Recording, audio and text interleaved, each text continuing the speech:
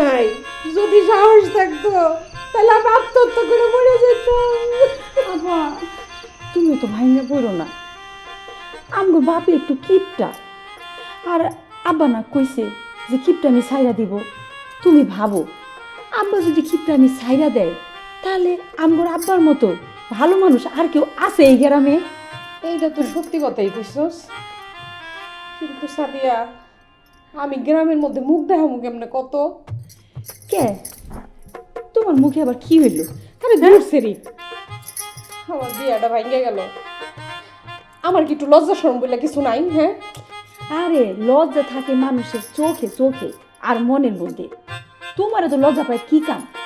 তুমি নিজে একটু শক্ত হও। হ্যাঁ ঠিকই কইছস, এখন থেকে আমি শক্ত করে থাকুন, শক্ত। আরে এই শক্ত না তো।